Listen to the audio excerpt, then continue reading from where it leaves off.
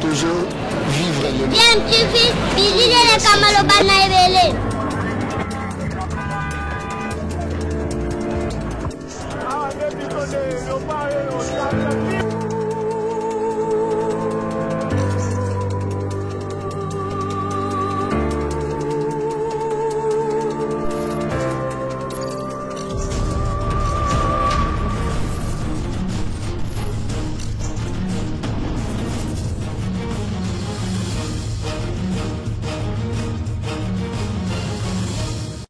TV toujours en avant.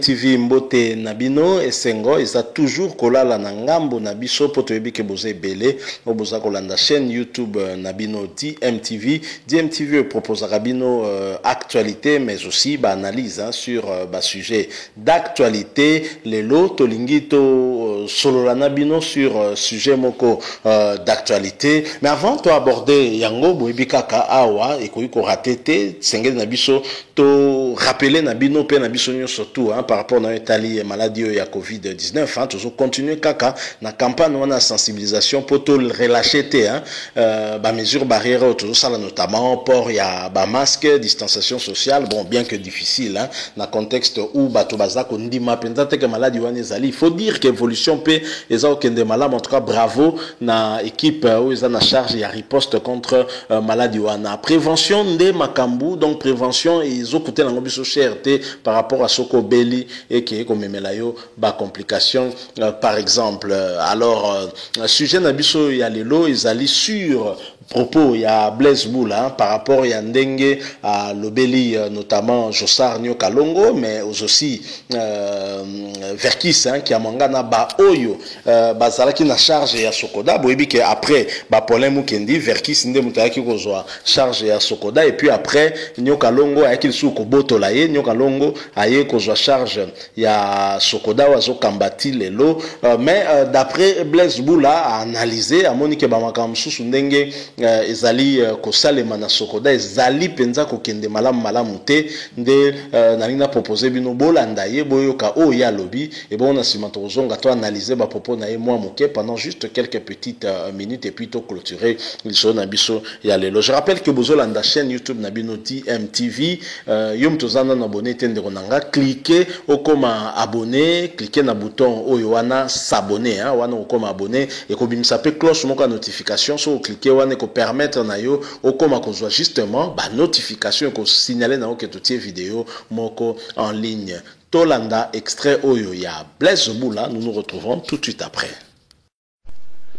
En fait nana souci moko makasi ya wana linga pe otika musique te nana souci pena que secteur wana pona mona en fait na sala expérience mona ke na Paris na moni ba jeune talent na Star Academy ba no loin wana ala ini kaka mwana moko na nzela a passer na concours moko ba encadrer a rompe milliardaire a rompe millionnaire encadrement kaka et il fait belé na niveau mboka ba paya mais chez biso RDC lo makasi ba artiste basé belé ba talent moko boya mais développement c'est-à-dire considération secteur wana d'abord ils à la radio il est soir j'ai été d'abord na makama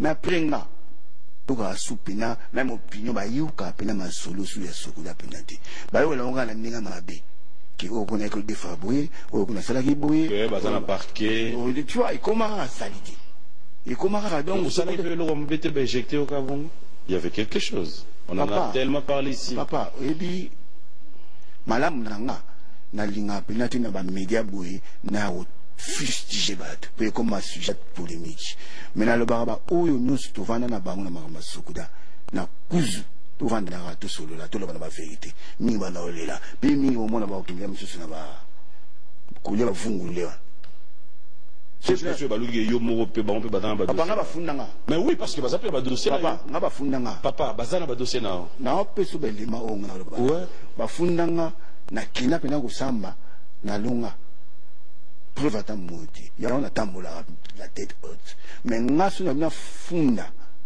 ils ont dit ba kaki Oliaki to oliaki. Na liati na sina leka na émission no awa na Bible nga awa na vana taille la maman vert et bisu awa na la Bible la ça moninga et na lobaka na ba après émission na peka bato pe ba papa na lobaka ba lobaki pe kolia na leka na émission na yo na lobaka au nom de mes enfants bat ba otalanga je n'ai jamais volé tel que ba lobaka na volaka et na zoa Bible na bi vous connaîtrez la vérité vous affranchira. Lelo, nani anga fundaka nani pona nini asala nini na makama sokoda. Personne. Mais nga ba fundanga na batu nyonso na balega na batele. Na kipati na ba je me suis retiré na vana nanga. Mais lelo, le pays ça va pas par rapport à secteur culturel, surtout ma droit d'auteur. Mais na ima mbebele.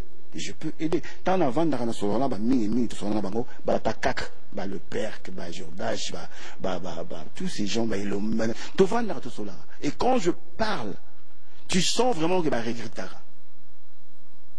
C'est là le fond la mono na expliquer même papi, na TV na kuzu, na sur tangela comme na sur moni o ya bozabe. Mais ici rien ne marche. Qui est là? Vena bisoni o galongo azawana na minito. Alors est-ce que ça marche? Ça ne marche toujours pas. Comment est-ce que ça ne marche pas? Parce qu'apparemment... On peut se exactement mouquer. Oui. La première répartition, il y a Sokoda. Il y a un forfaitaire, il y a un moto kabola, il répartit ça, il y a poto papa, mon ya to kabola sont feuillés. Non, t'as la caméraman, zonga n'a bien. Au kabola on est nini? Sont feuillés. C'est-à-dire papier de preuve que mon ya utaki boué, ils allaient. Ba répartition nion surtout au basala ko bana papa verkis na bina msonyo kalonga ça c'est 40 nini répartition veut pas la le yom to kabola on a format mo boy pesa feuille pour na zo rappel mo ngo na zo ta feuille monter o ba benga feuille comment zoate feuille na gombo justement ba yebi ko sala ngote mais bon ça on entendait mais bon na le 7 ans na ikutu na experté na yebarati de Bigato Kabola. Mais bango ba expert assermenté. Il y a OMP. Bala kuna la ville ngai Jomondonga. Bala kuna la papa na biso pala weli. Bala kuna soi-disant ba expert il était comment? Sans fait-il. Ba expert. Ba o ba leka papa verki sa leka na sonika yebi makamne etambola. Vina biso nyoka longo asala la sonika. Ayebi nengelega. Mais point me peut ça va fait-il. Selon vous c'est pourquoi? Ba yebi ngoti. Soit motema mabe, soit ba yebite, soit motema mabe. Par rapport à Nice. Il faut justifier. Mbongo bozozo. Nabiso zimbongo peso wa $100. Baba na ba peso $100 parce que nous aimons les gars na biwan na futalaki. Mais ils ont raté. Point. Ils ont raté. Voilà, Boti Kolandawana, moi mon extrait auto proposé Nabino par rapport à ba propos Blaise Boula à lobby hein, bobi keye à Zalaki na Sokoda tango Sokoda basali yango bazali ko diriger yango notamment na ba Mondonga et donc Blaise Boula alongwa qui sur fond il y a conflit hein oyo équipe ya Werason na ba Paulin Mukendi oyo ba yaki balongoli ba Blaise Boula pe ba remplacer wana mais les problèmes ont toujours continué Verkis ayesu na simazui ba problème est continué kaka lelo Josar nyo kalonga zui ba problème ils ont continué kaka mais quand même ba musicien bango moko bazali ba sociétaire ya société wana droit d'auteur Sokoda na landaki dernièrement ba maman Chalamwana même ba Amanda chante tant ba kendai ko zwa mbongo na bango hein ya ba droit na bango bazalaki plutôt que se satisfaire quand même na musala ezo salama avec équipe ya Josar Nyoka Longo mais pour Blaise Boula Bolandi azolo bake rien ne va makambo ça toujours kaka malamu mingite expliquer biso notamment notion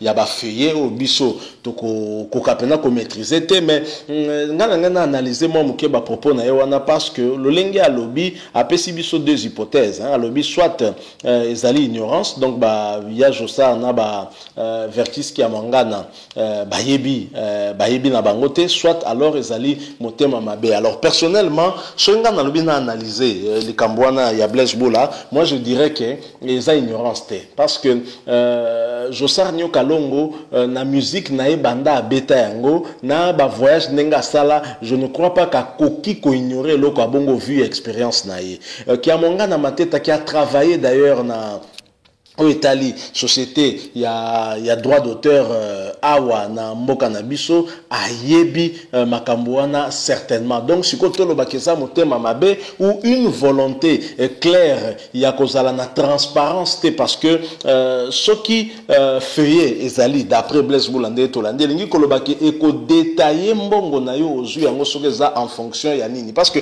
ngape na la se poser question mais comment bafto yo bafutaka ba droit d'auteur on c'est-à-dire que so nga na bimisa Nzembo au cours d'une période Nzembo ane zobeta na ngote nga na osoka mbongo est-ce que ça a sens basala kake bato ba osala succès makasi bon disons bato ba Nzembo na bango ça continuer ko betaka tant ba zuba mbongo na ba diviser chez tout le monde je crois pas que ça capé bongo parce que l'artiste musicien basé belé ce n'est pas tout le monde azoka ou azoka za ou za censé que Nzembo na ye quelque part et betaka ce que so Nzembo betaka comment évaluer Nzembo ngo et betaka à hauteur de combien pour la ko calculer mbongo za ko parce que j'imagine ceux qui battu bafuta par rapport il y a ba droit ou on a toujours par exemple ba chaîne de télévision ba radio ba bar ceux qui bafuta en l'air est-ce que montant bafuta ka forfaitaire ou bien ba sala ka ba calcul moko boy donc tout ça c'est un peu compliqué et Blaise Boula a fungoli biso moi moké misu qui dit que il y a vraiment à boire et à manger na makambo etali sokoda mais que faire tant que bango moko ba musicien